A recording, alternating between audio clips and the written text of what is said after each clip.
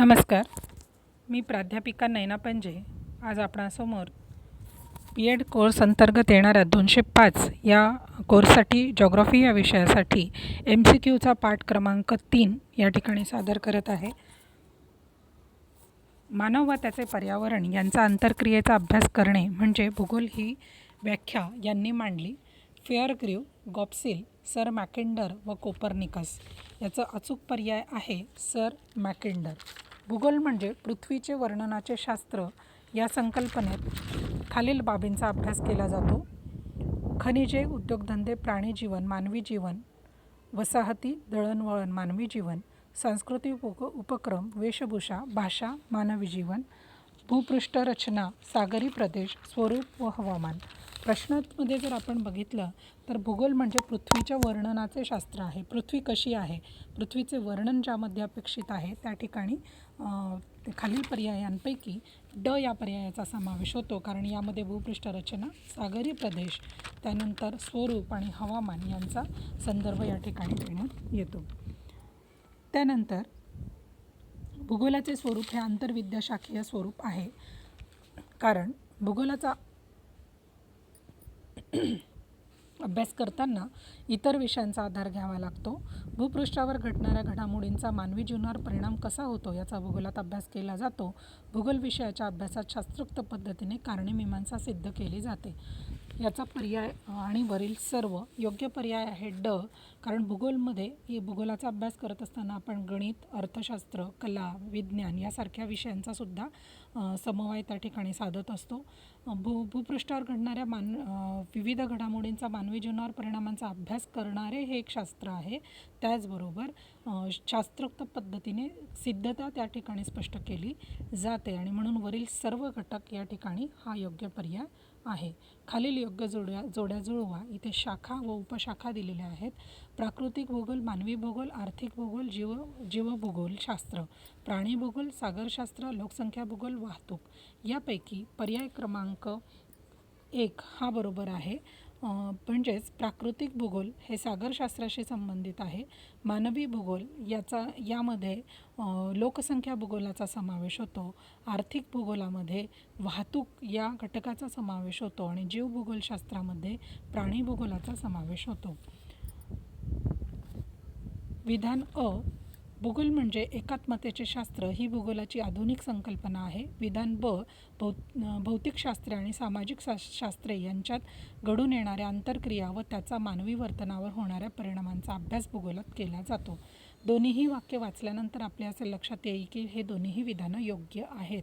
मग आता पर्याय काय? विधान 1 अचूक असून विधान ब अचूक आहे. विधान अ बरोबर असून विधान ब मात्र विधान अचे योग्य स्पष्टीकरण नाही. विधान अ बरोबर व विधान ब हे विधान अचे अचूक स्पष्टीकरण आहे. विधान अ व विधान ब दोन्ही चूक आहेत. यातील योग्य पर्याय आहे क. विधान अ बरोबर आहे आणि ब हे त्याचे योग्य स्पष्टीकरण आहे. खालीलपैकी ही उद्दिष्टे भूगोल विषय अध्यापनाची माध्यमिक स्तरावरची उद्दिष्टे आहे. माध्यमिक स्तरावरचा विद्यार्थ्यांचा जो वयोगट आहे तो या ठिकाणी आपण लक्षात घ्यायचा आहे. जग आणि मानवी जीवन याबाबत विद्यार्थ्यांचा दृष्टिकोनात विशाल करणे, भौगोलिक ज्ञानाचा उपयोग भौगोलिक प्राप्त परिस्थितीत करण्यासाठी विद्यार्थ्यांना मदत करणे, भूगोलाच्या अभ्यासासाठी उपयुक्त कौशल्यांचा वापर करण्यासाठी विद्यार्थ्यांना मदत करणे आणि वरील सर्व घटक हे उद्दिष्टे आहेत भूगोल अध्यापनाची आणि तीही माध्यमिक स्तरावरील. म्हणून ड हा पर्याय या ठिकाणी योग्य आहे. चिकित्सक विचार करणे व समस्यांची उकल करण्याचे कौशल्य वाढवण्यासाठी विद्यार्थ्यांना मदत करणे हे भूगोल अध्यापनाचे उद्दिष्ट खालीलपैकी या स्तरातील आहे. चिकित्सक विचार व समस्यांची उकल ही एका विशिष्ट वयोगटातले विद्यार्थी जास्त चांगल्या प्रकारे करू शकतात. म्हणून पर्यायांपैकी उच्च माध्यमिक स्तर, माध्यमिक स्तर, उच्च माध्यमिक स्तर आणि यापैकी नाही यातील उच्च माध्यमिक स्तर हा क पर्याय या ठिकाणी योग्य आहे. भूगोल विषयाचा खालील विषयांशी अनुक्रमे अधिक समवाय साधला जातो. भूगोल विषय शिकवत असताना जास्तीत जास्त समवाय ज्या विषयांशी येतो त्यानुसार या ठिकाणी क्रम लावण्यात आलेला आहे. त्यामध्ये इतिहासशास्त्र, गणित, अर्थशास्त्र, भाषा, इतिहास, गणितशास्त्र, अर्थशास्त्र, भाषा, इतिहासशास्त्र, गणित, अर्थशास्त्र, कार्यानुभव, इतिहास, कला, कार्यानुभव शास्त्र आणि भाषा. भूगोलाचा इतिहासाशी सगळ्यात जास्त जवळचा संबंध आहे. आपण एक वाक्य नेहमी ऐकत असतो, इतिहास जो आहे तो इतिहास हा विषय, इतिहासातील जे कालखंड आहेत हे कालखंड भौगोलिक घटना कशामुळे घडल्या हे समजून घेण्यासाठी महत्त्वाचे ठरतात. त्यातील महत्त्वाच्या बाबी, महत्त्वाची अनुभव, दाखले, उदाहरणं ही त्या ठिकाणी महत्त्वाची ठरतात. शास्त्राच्या माध्यमातून त्या ठिकाणी सिद्धता प्राप्त केली जाते. गणितीय याच्यामध्ये लोकसंख्येची घनता असेल, जन्ममृत्यू दर असेल, याच्यासाठी गणितीय प्रक्रिया केली जाते. अर्थशास्त्राचा संबंध त्या ठिकाणी निश्चितच आहे आणि कार्यानुभव याचासुद्धा संबंध त्या ठिकाणी आहे आणि म्हणून क हा पर्याय या ठिकाणी योग्य आहे. भूगोलातील जनन, मर्त्यता, विवाह, स्थलांतर, परिवर्तन व सामाजिक गतिक्षमता हे घटक भूगोलाशी खालील विषयाशी समन्वय साधतात. भूगोल व समाजशास्त्र, भूगोल व राज्यशास्त्र, भूगोल व लोकसंख्याशास्त्र, भूगोल व अर्थशास्त्र. जनन, मर्त्यता, विवाह, स्थलांतर, परिवर्तन व सामाजिक गतिक्षमता हे सर्वचे सर्व घटक लोकसंख्या वाढीशी संबंधित आहे आणि म्हणून भूगोल व लोकसंख्याशास्त्र हा क पर्याय या ठिकाणी योग्य पर्याय आहे. खालील योग्य जोड्या जुळवा. शाखा आणि घटक. मानवी भूगोल, प्रादेशिक भूगोल, खगोलीय भूगोल, प्रात्यक्षिक भूगोल आणि प्राकृतिक भूगोल. नैसर्गिक विभाग, नकाशे, सामाजिक आर्थिक भूगोल, पृथ्वीची गती आणि अवकाश. हे काही घटक आपल्या भूगोल विषयामध्ये आहेत की ज्यांचा कोणत्या शाखेशी संबंध येतो हे आपण या ठिकाणी बघायचे आहे. यामध्ये पहिला पर्याय आहे क 1 क 2 ब 3 ड 4 अ 5 ई. याप्रमाणे काही पर्याय या ठिकाणी देण्यात आलेले आहे. तर याचा योग्य पर्याय आहे मानवी भूगोल म्हणजे सामाजिक आर्थिक भूगोल, प्रादेशिक भूगोल म्हणजे नैसर्गिक विभाग, खगोलीय भूगोल म्हणजेच या ठिकाणी अवकाशीय भूगोलाचा अभ्यास या ठिकाणी केला जातो, प्रात्यक्षिक भूगोल म्हणजे नकाशांचा अभ्यास आणि प्राकृतिक भूगोल म्हणजे पृथ्वीची गती यांचा अभ्यास प्रामुख्याने या शाखेमध्ये येतो आणि म्हणून पर्याय क्रमांक ड हा योग्य पर्याय आहे. विषय संरचनेचे पुढील फायदे आहेत. विषयातील घटकांची माहिती एका दृष्टिक्षेपात मिळते. आशय घटकांच्या अभ्यासक्रमातील स्थान समजते. घटकाचा इतर घटकांशी असणारा परस्पर संबंध कळतो आणि वरील सर्व हे याचे योग्य उत्तर आहे. स्त्री पुरुष समानता हा गाभा घटक भूगोलातील या घटकातून अधिक प्रभावीपणे रुजवता येईल. तर स्त्री पुरुष समानता हा गाभा घटक आपल्याला राष्ट्रीय शैक्षणिक धोरणामध्ये 10 गाभा घटक निश्चित करून देण्यात आलेले आहेत. त्याच्यामध्ये स्त्री पुरुष समानता हा गाभा घटक आपल्या आशयातून आपण रुजवणे अपेक्षित आहे आणि म्हणून इथे पर्याय आहेत अवकाश भरारी, मंदभू हालचाली, मानवी वस्ती, अंटार्क्टिका खंड. तर पर्याय क्रमांक अ, ब, ड हे तिन्ही पर्याय हे प्राकृतिक घटकांशी संबंधित आहे, त्याचबरोबर प्रात्यक्षिक घटकाशी संबंधित आहे. परंतु स्त्री पुरुष समानता हा मानवी घटकाशी संबंधित असल्यामुळे मानवी वस्ती हा क पर्याय या ठिकाणी योग्य आहे. पुढील प्रश्न. खालीलपैकी हे सर्व धर्म सहिष्णुता या मूल्याचे उद्दिष्ट नाही. या ठिकाणी टायपिंग मिस्टेक झाली आहे. सर्व धर्म सहिष्णुता असं त्या ठिकाणी हवे होते. सर्व धर्म समभाव ही भावना निर्माण करणे, मानवाला मानवतेचा संदेश देणे, मुलांमध्ये विज्ञानाविषयी आवड निर्माण करणे, देशाचा विकास घडवून आणणे. तर सर्व धर्म सहिष्णुता या मूल्याचा उद्देश हा सर्व धर्म समभाव ही भावना निर्माण करणे हा मुख्यतः आहे. म्हणून पर्याय क्रमांक अ बरोबर.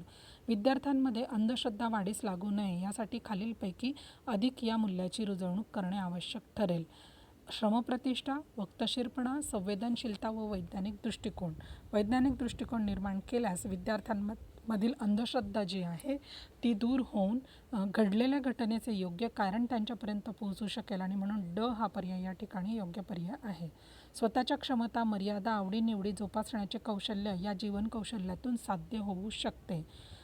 स्वजागृती, सहानुभूती, चिकित्सक विचार आणि निर्णय घेणे. सहानुभूती ही इतरांप्रती असू शकते. चिकित्सक विचार हे आपले स्वतः केलेले तार्किक विचार असतात आणि योग्य परिस्थितीत निर्णय घेण्याची क्षमता ही सुद्धा एक जीवन कौशल्य आहे. स्वजागृती हे असं एक जीवन कौशल्य आहे की ज्याच्यामध्ये व्यक्ती ही स्वतःचं सॉट ॲनालिसिस करत असते आणि म्हणून स्वतःच्या क्षमता, मर्यादा, आवडीनिवडी जोपासण्याचं कौशल्य हे स्वजागृती ह्या अपर्यायातून होऊ शकतं. एखाद्या विद्यार्थी कौटुंबिक पातळीवर किंवा मित्रपरिवाराचा अतिशय जवळचा व मनमिळाऊ असेल तर त्यामध्ये खालील कौशल्याचा विकास झालेला आहे असं म्हणता येईल. ताणतणावाचे समायोजन, भावनांचे समायोजन, आंतरवैयक्तिक संबंध आणि सहानुभूती. या ठिकाणी थोडंसं गोंधळात टाकणारी परिस्थिती या ठिकाणी आहे. एखादा विद्यार्थी कौटुंबिक पातळीवर किंवा मित्रपरिवाराचा अतिशय जवळचा व मनमिळाऊ असेल, म्हणजे या ठिकाणी व्यक्तींमधील संबंधांचा विचार मुख्यतः इथे करायचा आहे. भावभावनांचे समायोजन या ठिकाणी घडूनच येते, परंतु जास्त जवळचा संबंध हा आंतरवैयक्तिक संबंध या कौशल्याशी निगडित आहे, म्हणून क पर्याय हा या ठिकाणी योग्य पर्याय आहे. एखाद्या विद्यार्थ्यांचे वक्तृत्व खूप चांगले असेल व गरिबांना न्याय मिळवण्यासाठी तो प्रखर मत मांडत असेल तर त्या विद्यार्थ्यामध्ये अनुक्रमे खालील या जीवन कौशल्यांचा विकास झाला आहे असं आपण म्हणू शकतो. आंतरवैयक्तिक संबंध, निर्णयक्षमता, प्रभावी संप्रेषण, समानुभूती, प्रभावी संप्रेषण, ताणतणावांचे समायोजन, प्रभावी संप्रेषण, भावनांचे समायोजन. वरील वाक्य जर आपण ऐकलं तर एखाद्या विद्यार्थ्याचे वक्तृत्व खूप चांगले असेल, वक्तृत्व चांगले म्हणजे त्याचं भाषेवर प्रभुत्व आहे, व गरिबांना न्याय मिळवून देण्यासाठी तो प्रखर मत मांडत असेल. गरिबांना न्याय मिळवून देणे म्हणजे त्यांच्या गरिबीमध्ये असणाऱ्या अडचणींशी तो समरस झालेला आहे, याचाच अर्थ समानुभूती. दुसऱ्याचं दुःख स्वतःचं आहे हे समजून घेणे व त्याच्यासाठी त्यांना मदत करणे म्हणजे समानुभूती. म्हणून ब हा पर्याय, प्रभावी संप्रेषण व समानुभूती हा ब पर्याय या ठिकाणी योग्य आहे. चांगल्या पाठ्यपुस्तकाची लक्षणे खालीलप्रमाणे: अद्ययावत आशय, आकर्षकता, आकडेवारी मर्यादित व बिनचूक, मानसिक क्षमतेनुसार माहिती. तर वरील चारही पर्याय हे आवश्यक आहेत चांगल्या पाठ्यपुस्तकाच्या लक्षणांमध्ये, म्हणून ड पर्याय या ठिकाणी योग्य पर्याय आहे. एखाद्या घटकाचे संरचनेतील स्थान निश्चित करण्यासाठी खालीलपैकी या बाबींचा विचार करावा लागतो. घटकाचा संबंध कोणत्या भूक्षेत्रातील हवामानाशी येतो, त्याचा मानवी जीवनावर काय परिणाम होतो, त्या हवामानाबाबत पाठात कोणत्या स्वरूपांचा आशय आहे. वरील सर्व या ठिकाणी पर्याय आहे वरील सर्व, कारण घटकांचा संबंध हा भूक्षेत्रातील कोणत्या हवामानाशी येतो याचा अभ्यास त्या ठिकाणी करणं अपेक्षित असतं, मानवी जीवनावर त्याचा परिणाम अभ्यासणं गरजेचं असतं आणि हवामानाबाबत पाठात कोणत्या स्वरूपाचा आशय दिलेला आहे तो पूरक आहे की नाही हेही त्या ठिकाणी बघावं लागतं आणि त्याच्यावरून संरचनेतील स्थान त्याचं निश्चित करता येतं, म्हणून वरील सर्व हा पर्याय या ठिकाणी योग्य पर्याय आहे. एखाद्या अध्यापकाने भूगोलातील घटकाची अध्यापनासाठी निवड केल्यानंतर त्याने खालील बाबी अनुक्रमे करणे क्रमप्राप्त आहे. अध्यापकाने त्या घटकाची उद्दिष्टे ठरवावी, अध्यापकाचे प्रत्यक्ष कार्य करणे, अध्यापनाचे कार्य करणे, घटकांद्वारे साध्य होणारी भौगोलिक उद्दिष्टे निश्चित करणे, विद्यार्थ्यांमध्ये होणारे अपेक्षित बदल निश्चित करणे. पर्याय क्रमांक यामध्ये जर सगळ्यात पहिले कुठल्याही एखादी बाब आपल्याला करायची असेल तर त्या ठिकाणी आधी आपले उद्दिष्टे निश्चित पाहिजे, म्हणून पर्याय क्रमांक 1 हा प्रथम क्रमांकाला असणार आहे, पण दिलेल्या पर्यायांमध्ये प्रत्येक ठिकाणी 1 हा पर्याय प्रथम क्रमांकाने आहे आणि म्हणून पुढील पर्याय जो आहे तो घटकांद्वारे साध्य होणारी भौगोलिक उद्दिष्टे निश्चित करणे. आपण जो भाग या ठिकाणी शिकवणार आहोत तर त्याची भौगोलिक उद्दिष्टे कोणती असणार आहे ही आधी आपली निश्चित असणं गरजेचं आहे. अध्यापनाचे प्रत्यक्ष कार्य करायचं आहे, त्याच्यासाठी आधी आपल्याला विद्यार्थ्यांमध्ये अपेक्षित बदल कोणते आहेत हे आधी आपल्याला निश्चित करावं लागेल आणि विद्यार्थ्यांच्या अपेक्षित बदलांनुसार आपल्याला अध्यापनाचे नियोजन करणं त्या ठिकाणी आवश्यक आहे आणि अध्यापन करणं त्याच्यानंतर आवश्यक आहे, म्हणून 1, 3, 4 आणि 2 असा हा पर्याय असणारा ब हा पर्याय तो योग्य पर्याय आहे. खालीलपैकी या घटकातून 10 गाभा घटक निश्चित करण्यात आले आहेत. विद्यापीठ शिक्षण आयोग, कोठारी आयोग, मुदलियार आयोग व राष्ट्रीय शैक्षणिक धोरण. तर राष्ट्रीय शैक्षणिक धोरणाच्या माध्यमातून 1986च्या राष्ट्रीय शैक्षणिक धोरणामध्ये 10 गाभा घटकांचा समावेश हा करण्यात आलेला आहे. खालील घटक हा आशय विश्लेषणासाठी महत्त्वाचा नाही. या ठिकाणी नकारात्मक विचारलेलं आहे, आशय विश्लेषणासाठी महत्त्वाचा नाही. घटकाचे नाव, गुणधर्म, रचना, व्याख्या, पुस्तकाची किंमत व साध्य होणारी मूल्ये. तर यातील क हा पर्याय योग्य पर्याय आहे. पाठ्यपुस्तकातील अक्षरांचा आकार प्रमाणानुसार असावा, कारण पुस्तकाची जाडी वाढवून किंमत वाढवावी. मुलांना सहजपणे वाचता येईल व ठळक दिसेल. लेखकाला अधिक लेखन करण्याचे समाधान मिळण्यासाठी यापैकी नाही. यातील योग्य आणि आदर्श उत्तराचा जर विचार केला तर कोणताही शिक्षक हा जाडी वाढवावी किंवा किंमत वाढवावी म्हणून पुस्तकातील अक्षराचा आकार मोठा करेल असे होऊ शकत नाही, तर मुलांना सहजपणे वाचता येईल व ठळक दिसेल याचा विचार तो मानसशास्त्रीय दृष्टीनेही त्या ठिकाणी करेल. म्हणून ब हा पर्याय या ठिकाणी योग्य पर्याय आहे. पाठ्यपुस्तकाचे तेच शीर्षक अधिक प्रभावी ठरते जे प्रमाणापेक्षा अधिक मोठे असते, आकर्षक असते, आशयाला अनुसरून असते आणि यापैकी नाही.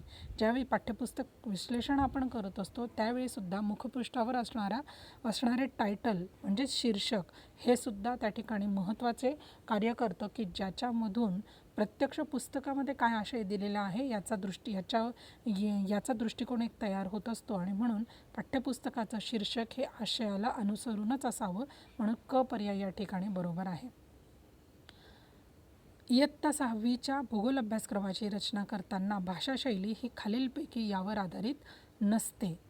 भाषाशैली तंत्रशुद्ध असावी, भाषाशैली सुलभ असावी, भाषाशैलीत जास्त कठीणपणा असावा, भाषाशैलीत लहान वयोगटाचा विचार व्हावा. निश्चितच इयत्ता 6वीचा विद्यार्थ्यांच्या संदर्भात कोणताही प्रश्न या ठिकाणी आल्यानंतर पहिले त्यांचा वयोगट लक्षात घेणं गरजेचं असतं, कारण मानसिक क्षमता, बौद्धिक क्षमता ह्या त्या वयोगटानुसार ह्या वेगवेगळ्या असू असतात आणि म्हणून भाषाशैलीत जास्त कठीणपणा हा लहान वर्गातल्या विद्यार्थ्यांमध्ये नसतो. म्हणून क हा पर्याय या ठिकाणी योग्य पर्याय आहे. अशा प्रकारे आज आपण भाग 3 या ठिकाणी पूर्ण केलेला आहे. याच्यानंतर भाग क्रमांक 4 ज्याच्यामध्ये आपले 100 प्रश्न पूर्ण होत आहेत तो भाग आपण पुढील व्हिडिओमध्ये अभ्यासणार आहोत. माझा व्हिडिओ आवडला असल्यास त्याला लाईक करा, शेअर करा व सबस्क्राईब करा. धन्यवाद.